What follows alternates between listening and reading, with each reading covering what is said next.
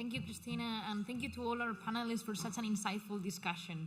It was inspiring to hear how Catalonia has positioned itself on the global stage, attracting both investment and talent to become a key player in the new space ecosystem. Having lived in the UK myself for 3 years, I completely agree with the importance of building strong international connections, and I'm sure that many of us can relate to the valuable strategies that you've shared today. Before we start the next session, I would like to remind you that in parallel to this panel, we have another exciting session taking place in the room Saló de Plens at floor 1. Now there is a roundtable. There is a roundtable about the nuclear fusion technologies for space applications, opportunities for cross-sector collaboration. Here we are coming to one of the most exciting parts of the day, the demo day.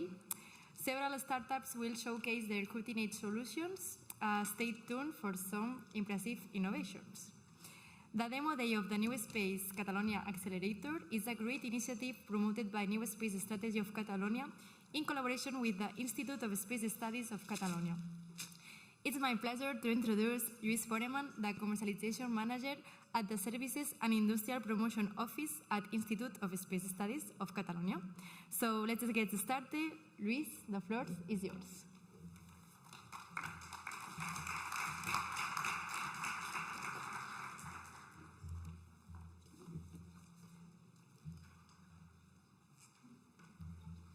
All right, so good afternoon and welcome to the demo day of the NewSpace Catalonia Accelerator program. Before getting into the demo day itself, I would like to make a brief introduction to the Accelerator program and its main objective. The Accelerator program was promoted by the government of Catalunya in collaboration with the Institute of Space Studies of Catalonia and supported by Starburst. Its main objective is to provide business support to companies in their later stages. In Catalonia, we are committed to promoting the growth of the space industry and are aware of the challenges that companies must face. This is why we are proactive in providing business support to companies from their initial phases up until their later stages. The Accelerator program was divided into 3 main activities. Perhaps if you can move to the next slide, you could see that.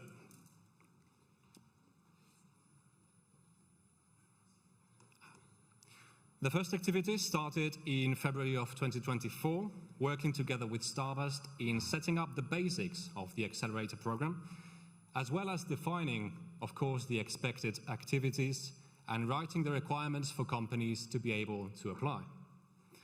Towards the end of the first activity, a call was sent to new space companies in Catalonia for them to apply to the program. We were quite impressed to receive a total of 10 applications, out of which we could only select 4. It should be said that most of the applications that we saw were very competitive, which made it really challenging for the committee to only select 4.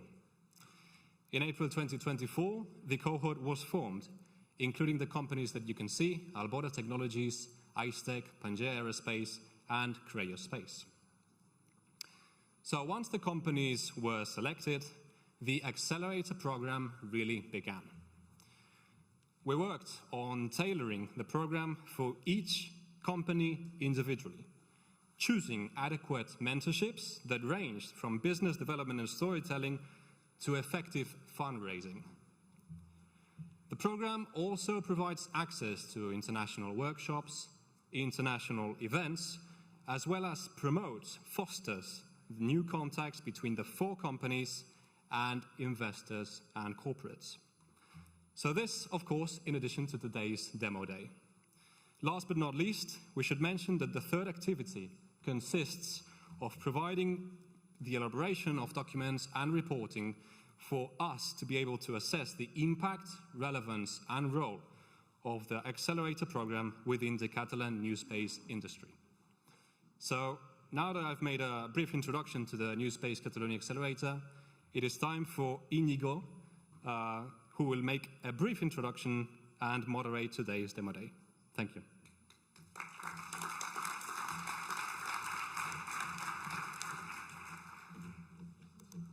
Well, perfect. Thanks a lot, Luis, for your words, explaining that well, what we did and what we are doing with these 4 amazing startups.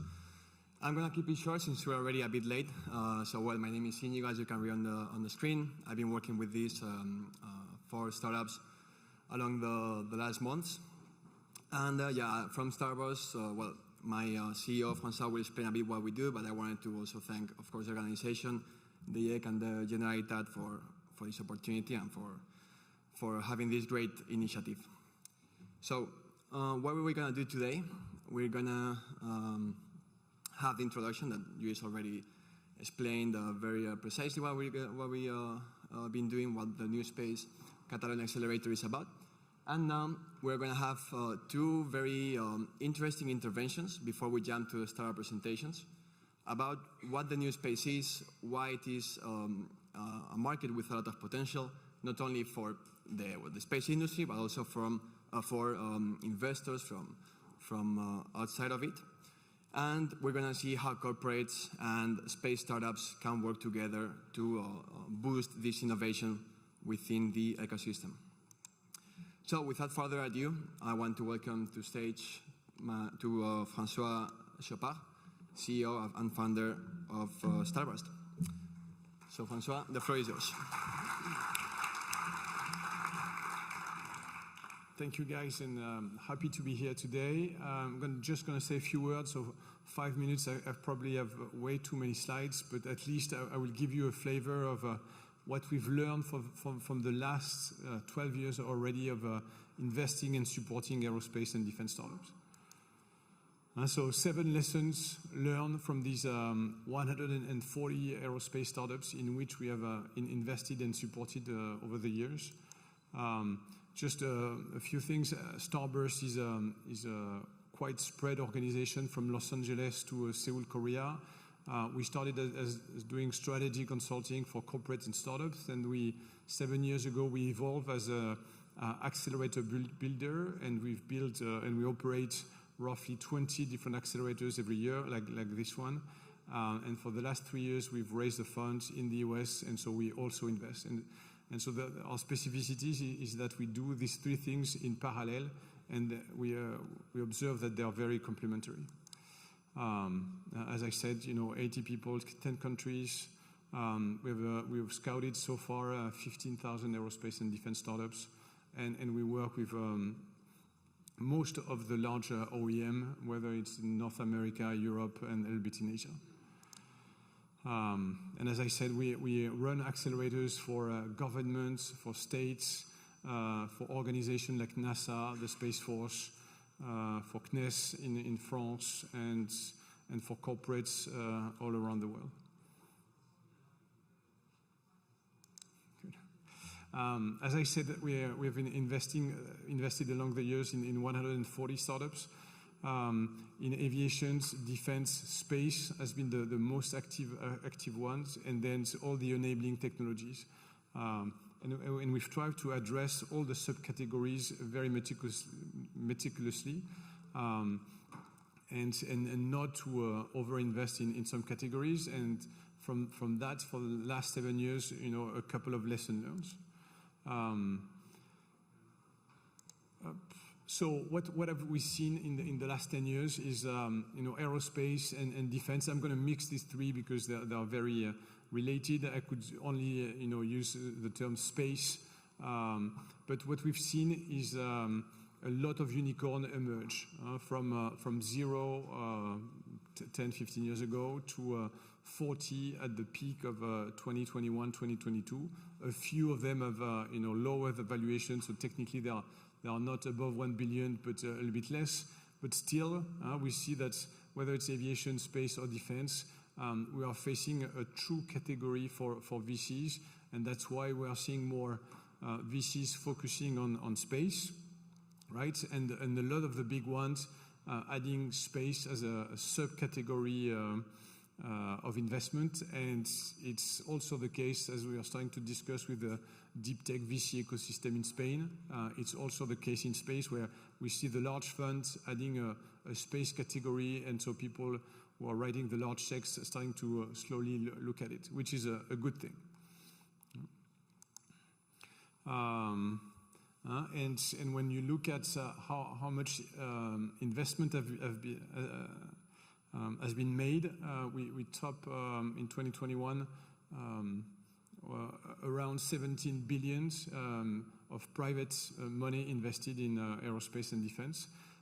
What does it mean also is that as more and more money is invested, it's more interesting for early stage investors to come in because they know that there will be investors for the latest rounds. And there's been a lot of IPO, which means exits, right? It's feeding along the way the investor chain, which is good for the ecosystem. That's what happened in the US, and that's what started 10 years ago. And that's what we are seeing, with a little bit of delay in Europe.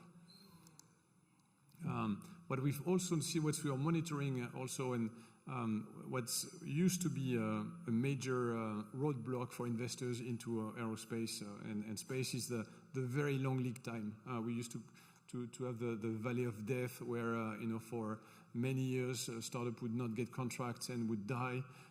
What we've seen recently is that their time from incorporation to unicorns have shortened a lot. From 15 years with Virgin Galactic up to a couple of years. We have Archer, Virgin Orbit.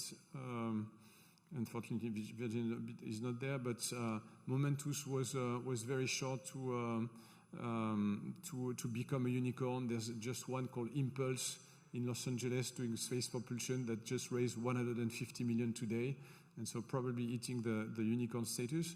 So the shorter the lead time means that investor can get in, have enough increase of valuation and potentially exits in the time frame that they are in, which is 10 years, 10 plus 2, right?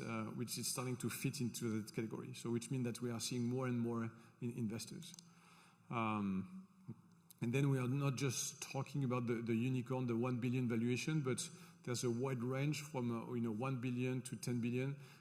SpaceX is a little bit of the exception so far, but 1 to 10 billion, and it's a big difference whether the company is worth 10 billion or 1 billion for an investor. That's 10x more, which is big.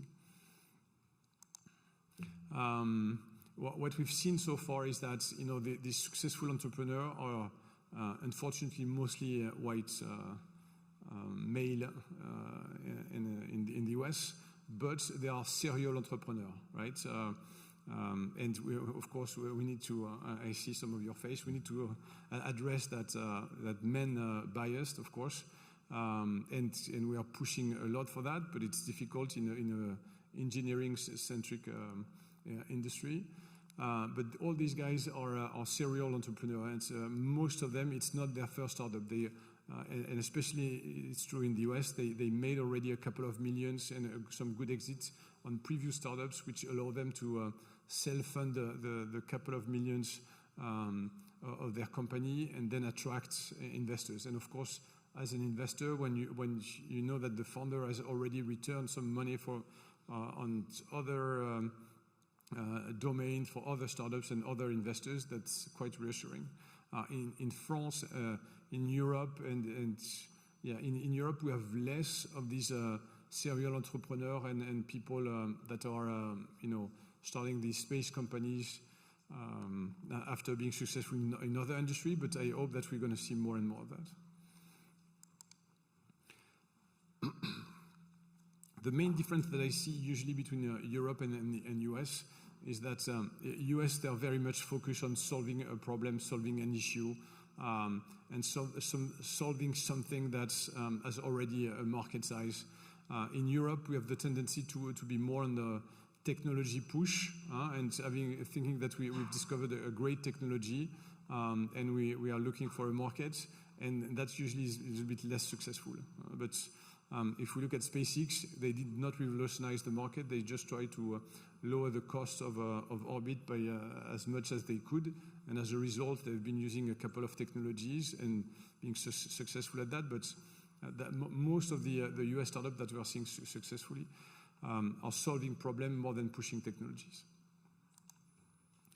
And then when we look also at these startups, they are very hardware, intensive, right? But most of the time, the difference is done on the software. So, and usually VCs are a little bit afraid of hardware, even though in recent years they've been more successful.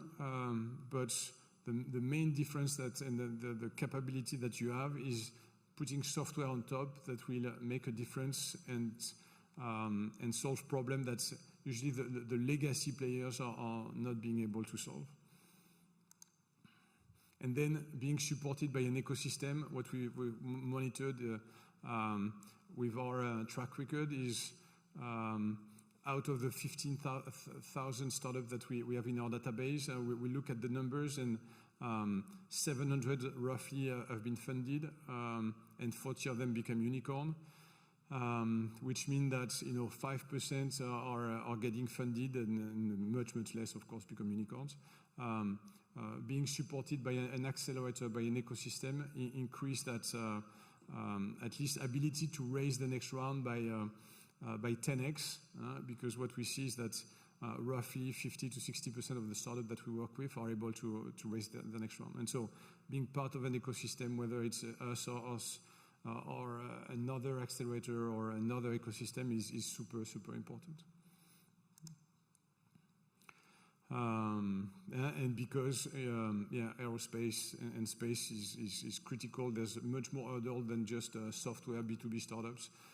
That's all the VC likes, and so you need to address an ecosystem that is much stronger, that is much more network related, based on the experience that you gain over decades, right?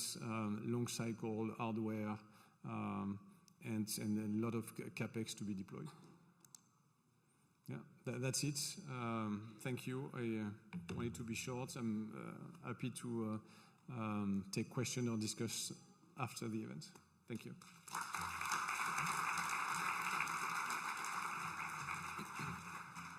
Thanks a lot, François, for those very interesting insights. Definitely inspiring for to defend this thesis about the potential of the space ecosystem.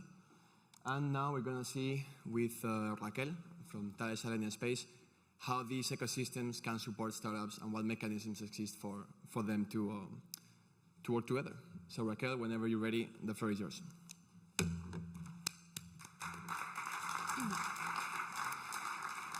Thank you.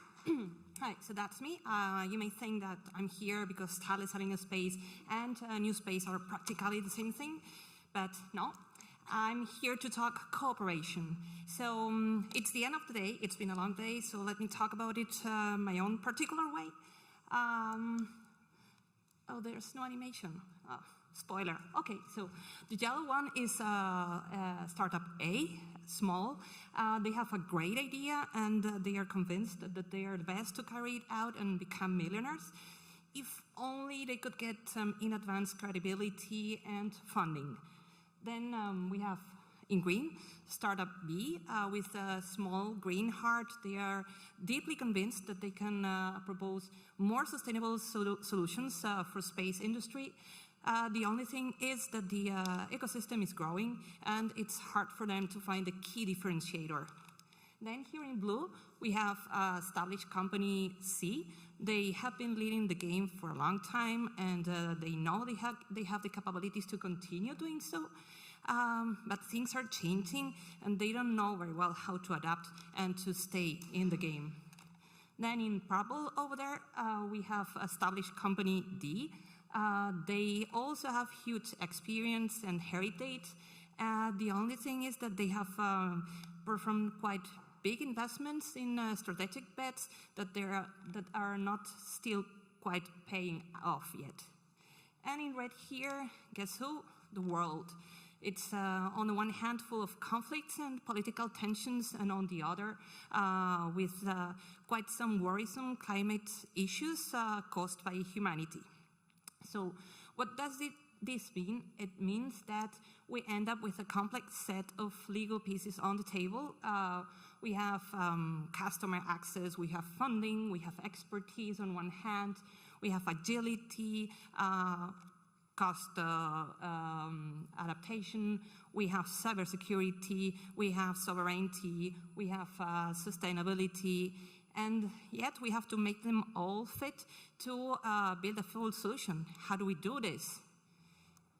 And yet there's a huge universe out there of opportunities, making more useful use of space for humanity, bringing space closer to humanity, bringing humanity into space, lunar exploration, going to the Mars and beyond. And we are strongly convinced that this can only be achieved if we work together. Because let's face it, it's been a topic all along the day. Talent. We have huge talent in Catalonia, in Spain, in Europe, and in the world. But is it enough to reinvent the wheel again and again and still make Star Wars become a reality? Doesn't look like it.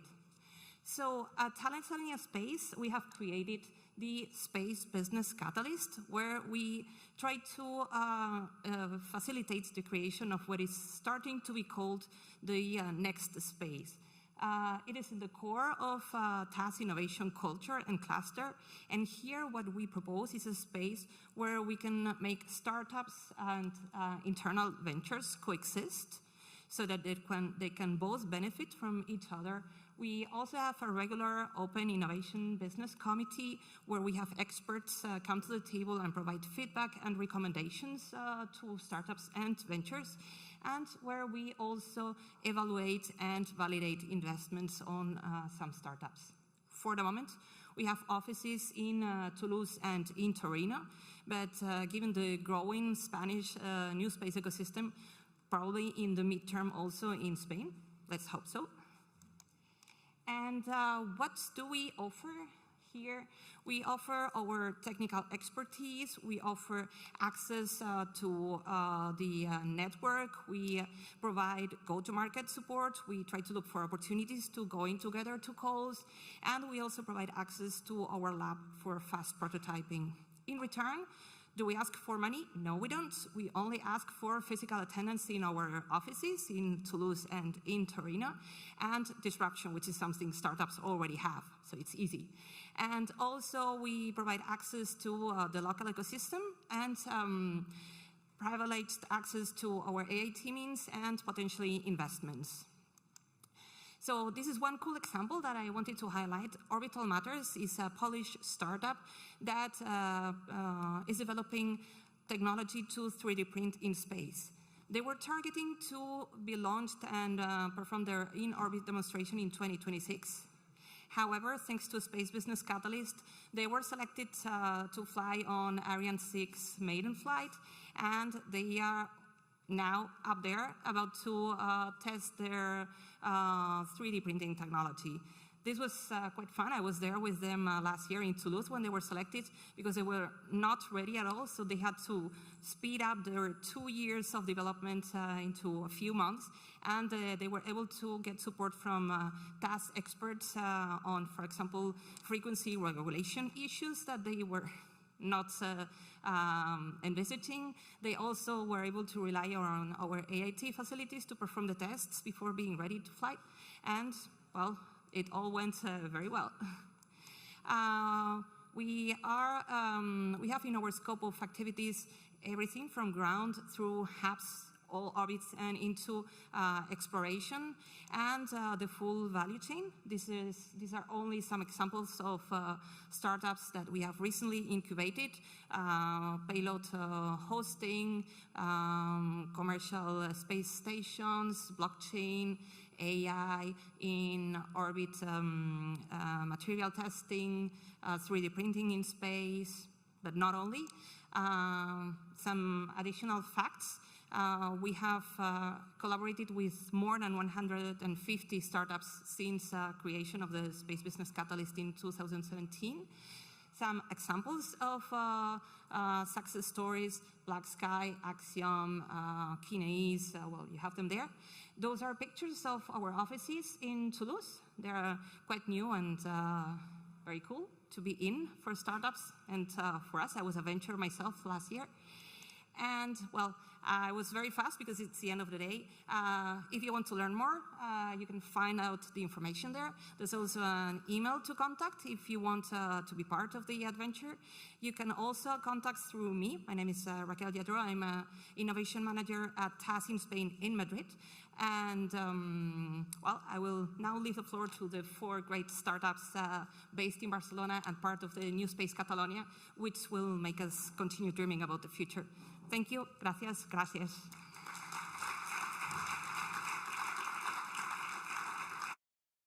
Thank you very much, Raquel. It's definitely very interesting to see how this innovation materializes between corporates and startups. And now, without further ado, let's jump to our startup presentations. Before that, let me introduce you to the jury. You don't see them because they're sitting here in the first row. But we have today with us Marc Almendros, partner at Growth Venture Partners, Orfeo Balboa, partner at First Drop, Anna Newbo, associate at Banco Sabadell, and Oriol Sanz from Acció. So let's kick it off. We're going to start with IceTech. So, Josep, whenever you're ready, the floor is yours. And yeah, since he's going to take a few seconds to come, IceTech develops a very interesting thermal imaging solution with a very experienced team. So happy to hear now more about it. Does this work? It works. Yeah, just need this. I don't know if I'm going to look at you better than this. Hello, everyone. I'm Josep Pino. I'm CTO at IceTech Space. I'm going to present our company. So who are we? So IceTech Space is here to provide solutions to climate change through our thermal infrared imagery. We are using our thermal infrared imagery to monitor some of the main contributors of the climate change, such as different greenhouse gases, burning fuels, burning forests. These are the main contributors to the climate change that are affecting our daily activities as humans, such as shifting patterns on the agriculture, creating hotter temperatures in the planet, increasing currents in the ocean, population displacement, and these are several things that we can actually monitor through thermal imagery. So, what is our value proposition? Basically, what we are doing is creating a thermal infrared images and products that will help, sort some of these issues with climate change. But let me start from the bottom up. So let me start from the downstream and going up to the upstream. So what we're going to be producing is L3 products. What does it mean? So L3 products are highly processed data producing insights and information, such as, for example, vapor pressure deficit for water applications or hotspot mapping on wildfire applications.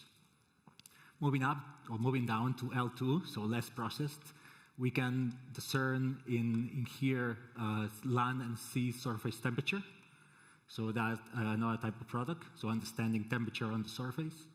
And then moving up into less processed, so L1 products, where they give you top of atmosphere brightness temperature for several applications for the atmosphere. How do we package that? That's packaged into images of around 400 square kilometers, 20 kilometers in swath. And these are packaged in this image that has up to 12 bands that goes from the visible to the long-wave infrared on several bands in each one of the different sensors. And all these are operated in 3 different ways in space. So it's producing stereo images, which they have a product by themselves. They can produce 3D mapping of any part of Earth. We have also the focus mode of operation that provides small videos of specific targets or areas of interest in the world. And then the classical snapshots, which is just taking single static images of anywhere in the Earth. This is our own design in-house enabler instrument that is capable of doing all that. These all packaged into a service, that delivers that to our customers through our own constellation of satellites called the Hydra constellation. that's going upstream. So these satellites are going to be placed into 20 satellites into 10 orbital planes. This will be basically providing data every 30 minutes on northern latitudes and around 3 hours on the equator, so really high visit time. And we're going to give also high agility to the platform, so we give our customers some kind of fast-paced, let's say, imaging of areas of interest. So what's our launch plan? So this has changed recently because we closed our Series A around March this year. So we have quite a good idea what's going to happen in the next years. I'm going to start from the past, because you can see here we have 2022, which is not next year, but 3 years ago, or 2 years ago. It's when we launched our first Hydra satellite, and unfortunately we got a launch failure. Since the injection into orbit, we lost the platform, so we couldn't even start taking images with our first satellite, unfortunately. That put us into another pace, and we got into to close our Series A recently, and we can speed up the next 3 launches. As you will see, next year we have 2 launches in June and October, and the third one, the Hydra 4, in January 2026. These 3 satellites are fast-paced, and they're already being integrated. So we hope to have these 3 missions up in space really soon and providing a really limited service, but already a service. The plan moves forward up to 12, even though I said 20 satellites. These can be high-paced depending on investment rounds. So what are the applications, what are the sectors we are trying to answer? Basically, I said some of them before, but they are focused on energy emissions, water droughts, wildfires, food security, and security and surveillance. These are classical of climate change, and we're trying to tackle them through our imaging products. Our market niche is quite specific because we are in thermal and there's not much, but there's not much information, sorry. So we are considering a 2 billion total market, where we think that we have 2 bubbles. So the first one is commercial thermal imagery, where our monitoring services can be good for it, but it's going to be quite a competition. So we found another niche under here, which is half of the market, that is specific for mobilizing, where we meet latency of the data, so high latency with resolution, because we're going to have high resolution data. And we think that there we have customers that they don't care much about product, they care about quality and fast pacing. And finally, our investment opportunity. What happened in the past, what we're looking for. Up to now, we raised 17 million. 10 of those were raised as a Series A and closed by this year, so it was March this year. And since then, we opened our Series B, which is a 30 million investment, where we have already pre-committed 15 million from current investors and new ones. So still an opportunity to get in here. Thank you. Questions? Josep, we're going to need to skip the Q&A here because it took a couple minutes more, but they will be able to follow up with you at the cocktail just in a few minutes. Any questions, just grab me at the cocktail. Definitely. Thanks, Josep. So moving on next, we have Anselm. Let's try to keep the 5 minutes benchmark. But yeah, the floor is yours. Thank you. Okay, 5 minutes, and I just want to give you, they always say, if you want to give a good presentation, you only have to give very few messages. So I'm just going to try to give you an idea of what we do. So my name is Anselm. I'm the founder and CEO of Albora. So Albora, when you think about us, what we do is we have built a platform which can connect any GNSS device and can give it high accuracy geolocation. So what we do is high accuracy geolocation, which is resilient, which is robust, and this has many, many applications. This is what I would like you to take as a message home.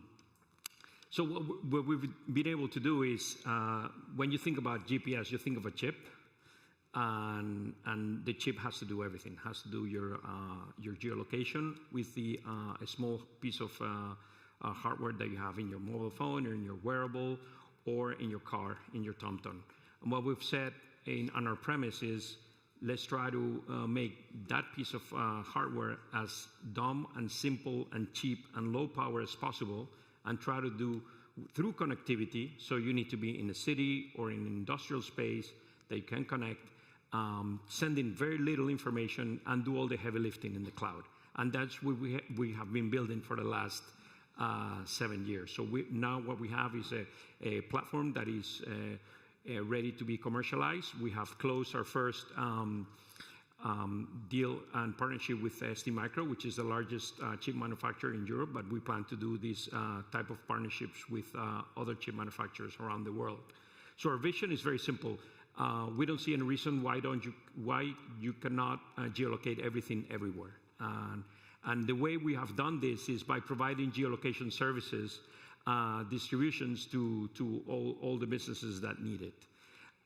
In the same way, for example, that all of you, for example, see Netflix. Netflix, it provides content. So how do you see that content that doesn't go slow or you know, it had some problems in the streaming? There are companies in the middle that distribute that content, and that allows you to see a movie that you can enjoy.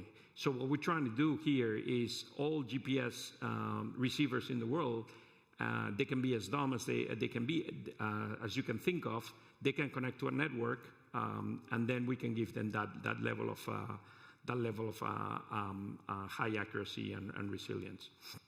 We have offices in London and Barcelona, and we have assembled a team. Actually, most GNSS companies, for not saying all of them, they always start with hardware guys trying to do GNSS algorithms into a piece of real estate in a chip. What we've done is completely different. We started with a software team and a GNSS team, and this is unique in the world.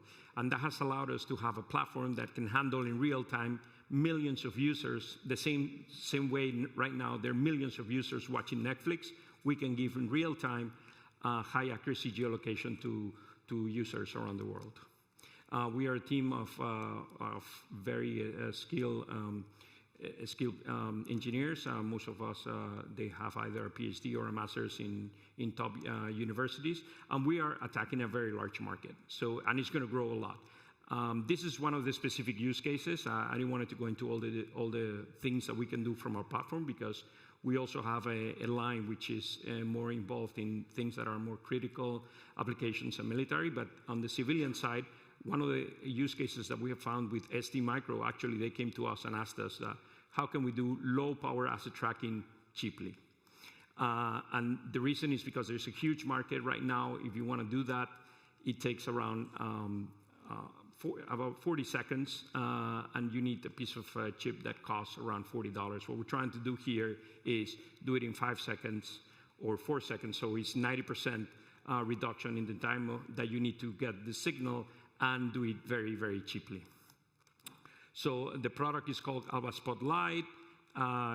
Here it shows, you know, the years that we can give of battery life and the amount of positions that we can give throughout the day. As I said, 90% of battery life increase, so that gives us a great USP.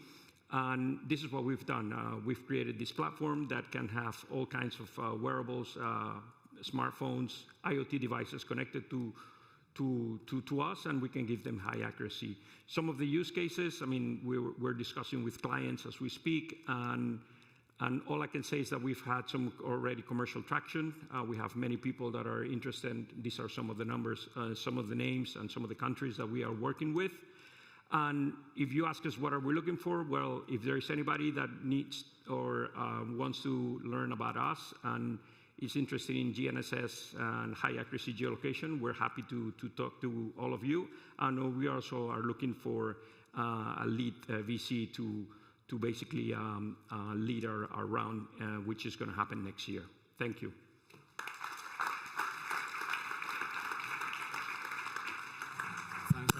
for sticking to time, and don't go anywhere, because we're going to have a couple of questions from our jury. So I think you have a mic there, guys. Whenever you have a question, feel free. Yeah.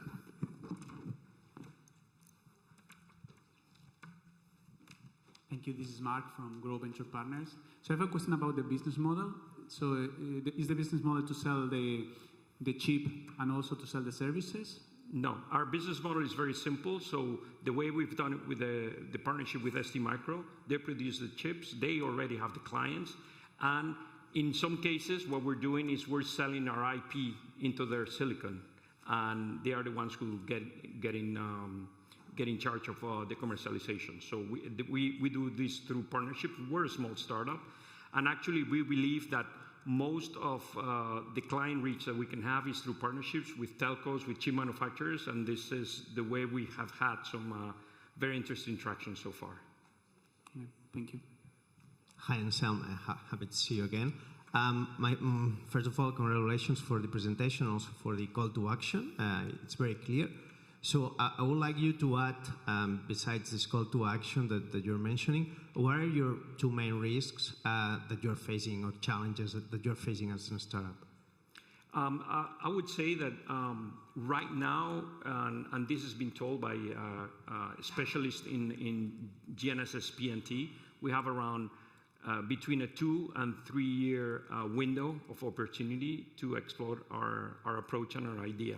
But there's going to be somebody that is going to, if they see that we have, that we're growing a lot, that they're going to see that maybe it's an interesting business to try to get into. So I think that would be one of the risks, that we should scale as soon as possible. So we need to act fast. And the other thing is to grow. Talent is complicated. So I would say that my biggest worry right now is, imagine I have this 2 million right now in the bank, is, oh my God, I already have a roster of people that I know I want to hire, especially on the business side, but on the technical side also, it's very difficult to find people with the expertise in GNSS and software that can, help us produce, product development very fast. Okay, thank you. Crystal clear.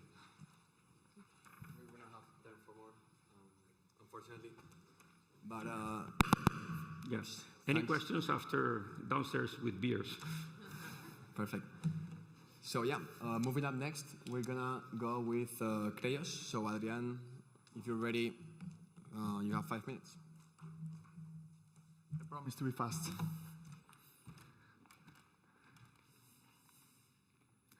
Hi everyone. I'm here to present the future of space. I'm Adrian, CEO and co-founder of Creyos Space. And which is this future? So this future is an affordable and extended access to space, which goes through the very low Earth orbits. Those are commonly defined as any orbit in the range between 100 to 500 kilometers. Meanwhile, satellites are currently placed above those 500 kilometers. This unexplored orbit has different characteristics from the current ones, in which highlights that there's no space trash and no space trash is generated. The main benefit of descending to very low Earth orbits is that, thanks to being closer to the Earth, we obtain an improvement of up to 16 times in the resolution for Earth observation imaging and telecommunication data transmission, which has an impact in lots of different sectors, such as agriculture monitoring, climate control studies, or even 5G. And now the question is obvious. If going this low offers that much benefit, why no one has done it yet? This is because, being this low, below 500 kilometers, there are still some remaining traces of Earth from the atmosphere, which make the satellites fall much faster. At 500 kilometers, a satellite lasts up to 10 years in orbit. At 200, less than a week, implying a huge cost for satellite operating companies. And that's exactly where Creyos Space comes in, proposing the first all-electric propulsion system for satellites, which only uses air and solar energy. This technology will allow the satellites to establish at 200 kilometers thanks to removing the need for fuel, opening up a huge new market for the satellite industry. Here we have our secret sauce, the air-breathing electric propulsion technology with its two main parts, the air intake, which collects the air from the atmosphere and compresses it, and the plasma propulsion thruster, which takes this air and impulses it to generate thrust into the thruster. We have been the first company in Europe to successfully validate the two main parts of this technology in laboratory. In fact, we made it in the most relevant private space laboratory in the University of Stuttgart. The new space has completely changed the rules, opening up a new golden era for the space sector, as you were just talking about. In just 5 years, they've gone from 100 satellites launched in orbit to more than 1,000, and it's expected that they achieve 10,000 satellites launched to orbit per year by 2030, leaving a market for our technology of over 15 billion euros per year by 2032, mainly composed of companies from satellite operating companies for telecommunications and Earth observation, as well as the well-known space agencies such as the NASA or ESA. In fact, we already have 8 letters of intent and MOUs from the industry as future customers, showing the interest that the industry has in our solution. Due to the potential of this technology, we are not the only ones developing it.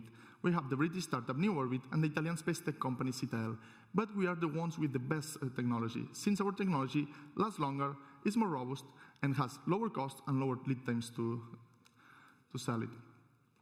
We expect to start having revenue by 2026, time by which we'll do the in-orbit demonstration and launch into the market.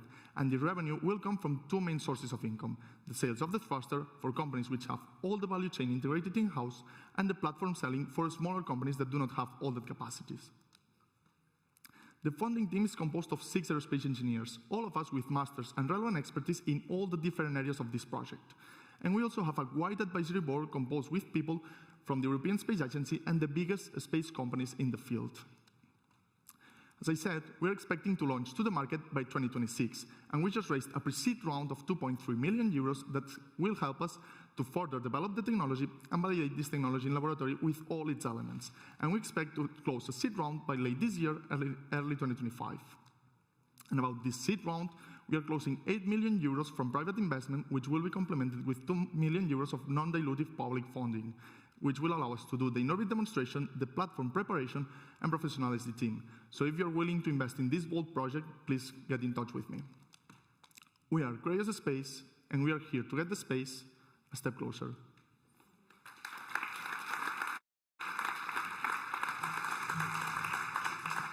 Thanks a lot, Adrian. We actually saved some time there, so I really appreciate it. And now let's jump to the Q&A. Hi, congrats. I'm Orfeo from First Drop. I think that I have clear your key advantage of your technology, but which is your plan to accelerate the adoption of your technology in the industry? Sure. We are already working in the commercialization strategy. In fact, we are already talking with the first customers in order to do the common development in public grants or public funded projects, so we can already start developing the future platforms that will integrate our system. So we do not start going to the market once we have the technology, but already when we are developing. Okay, thanks.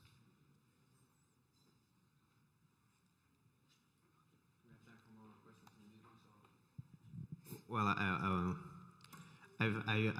I've heard that the funding environment, maybe it's getting a bit harsh in Europe. So with this funding round, how are you approaching that? And also, how are you going to mitigate the risk if you cannot find the lead investor? For sure. In our case, we are searching this fund not because we need it, but, well, we need it to be the first movers in the market. So we want to be the first hitters for this technology and be sure so we capture as much value as possible in this sector. We can keep developing technology with the funds that we already have. So in the case we do not find the lead investor right now, we can keep developing. We have runway for over 2 years, so we are able to keep developing the technology. But as I said, our objective is not that. Our objective is to be the first hitters, to be sure we capture all that market and we get the value it has. Okay, thank you. Perfect. Thank you. Thank you very much, Adrian.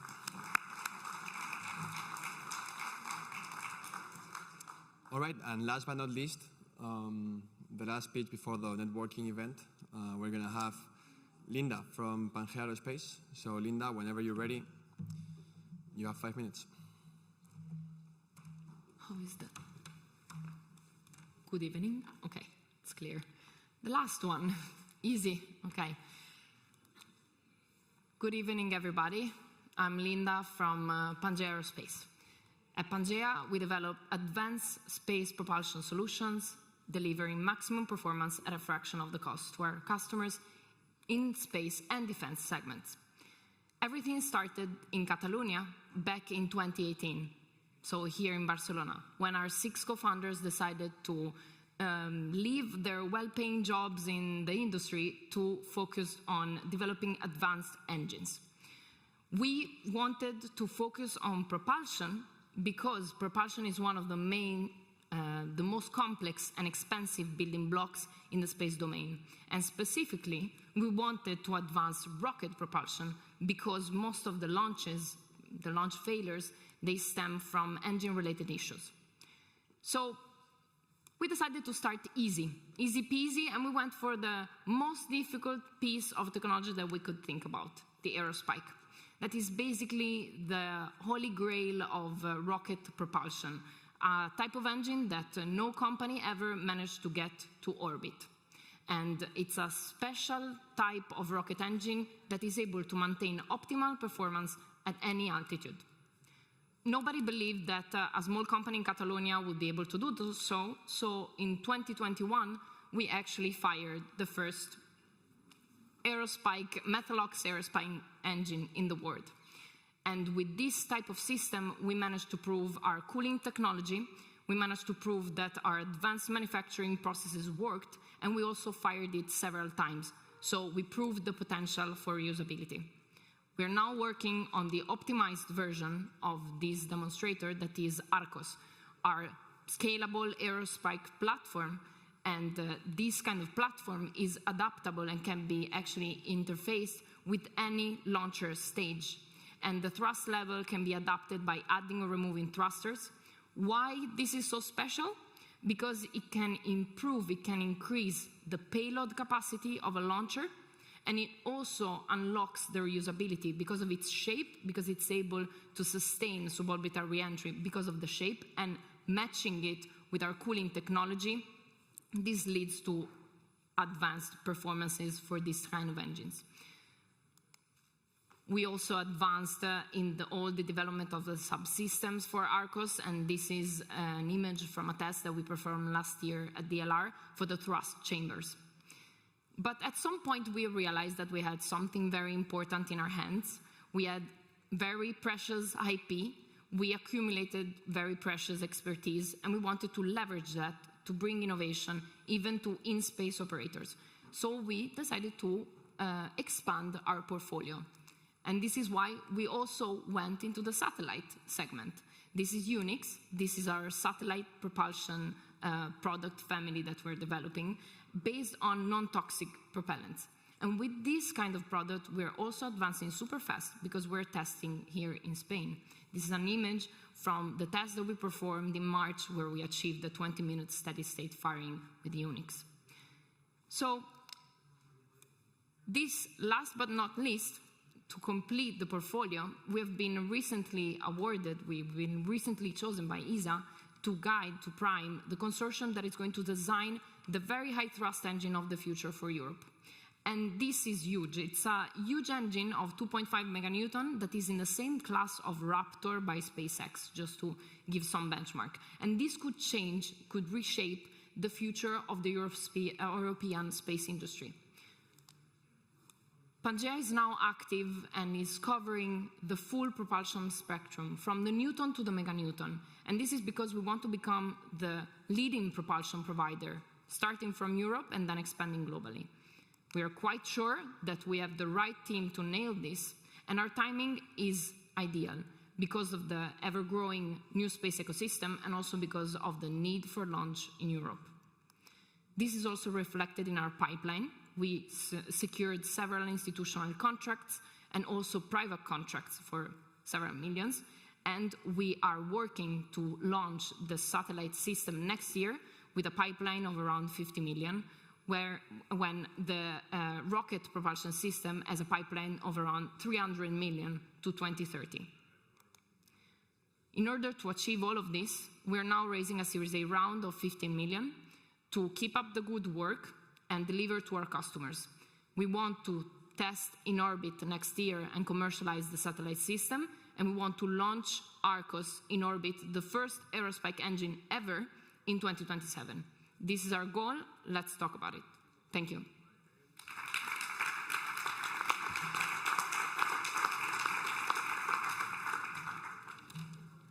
Thank you, Linda. That was exactly 5 minutes, so I really appreciate it. And yeah, let's go for the last Q&A.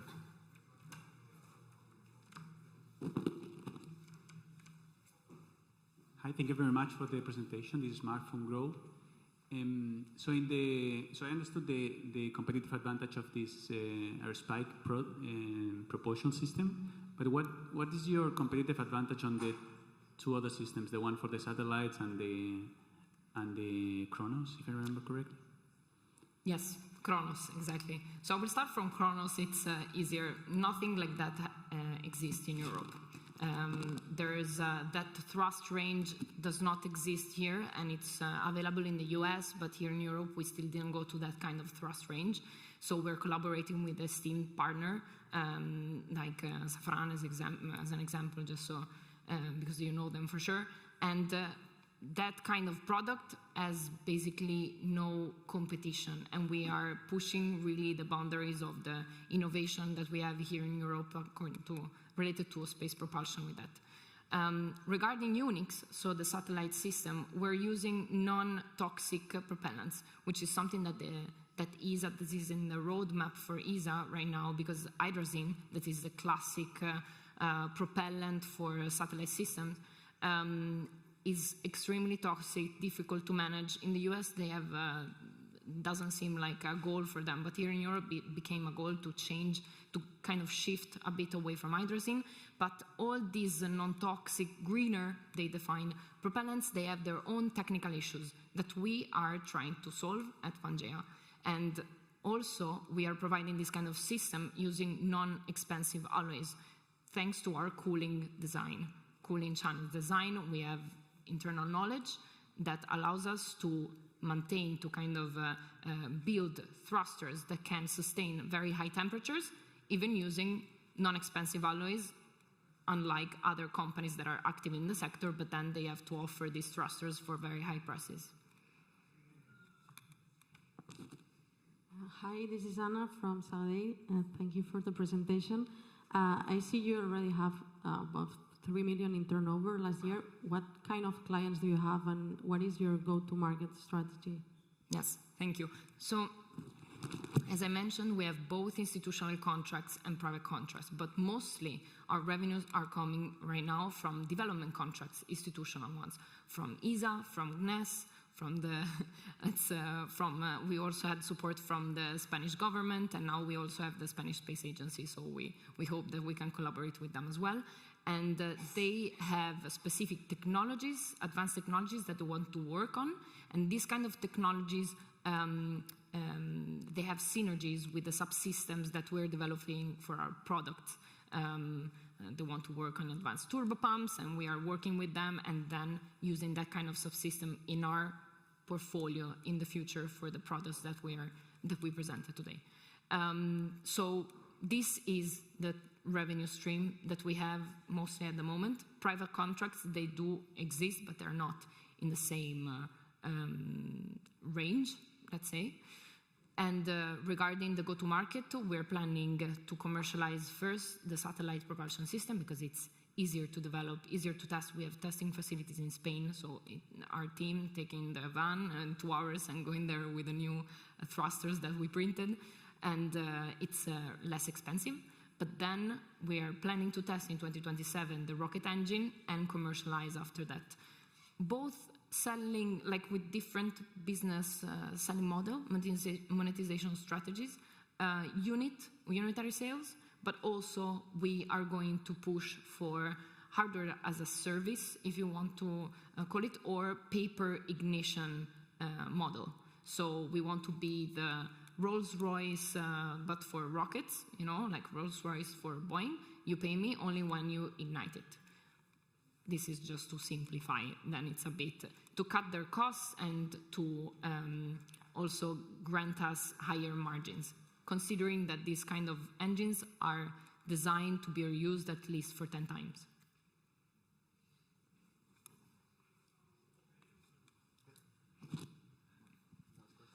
Hi, congrats again. I'm Orfeo from First Drop. Congrats for your success. Your achievements are impressive. Just a little bit of feedback. Obviously, with 46 employees, you're a big company. The results are there, but I have missed a little bit more of the team, of the persons.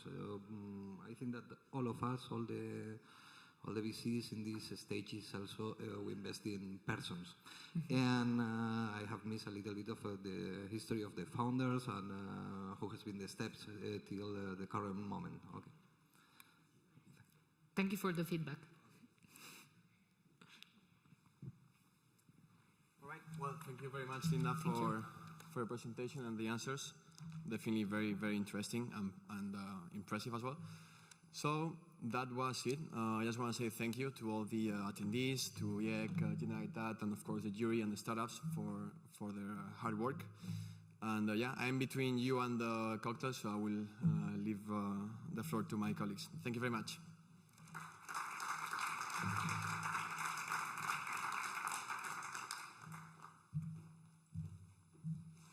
So startups demonstrate their innovative solutions.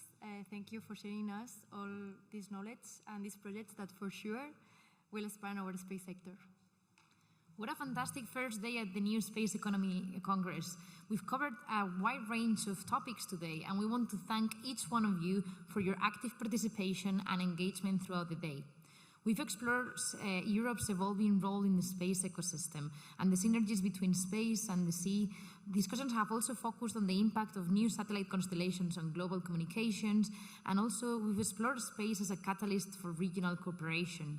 Additionally, we've delved deep into the commercialization of space for economic growth, and we've compared European and North American approaches, and also Catalonia's growing presence in the space industry. The day, as you've seen, has concluded with an exciting demo day. We have covered a lot today, but don't forget, this is only the beginning. Tomorrow is another exciting day, so we'll dive deeper into the potential of satellite data for space-based applications, with a particular focus on water management technologies. It promises to be another day full of great discussions and networking opportunities. So tomorrow we will be starting at 9:15, and we encourage you to be here bright and early. And before we wrap up for today, don't forget to join us for the cocktail networking event, where you can relax, connect with your fellow attendees. Thank you all very much for making day one of the New Space Economy Congress such a success.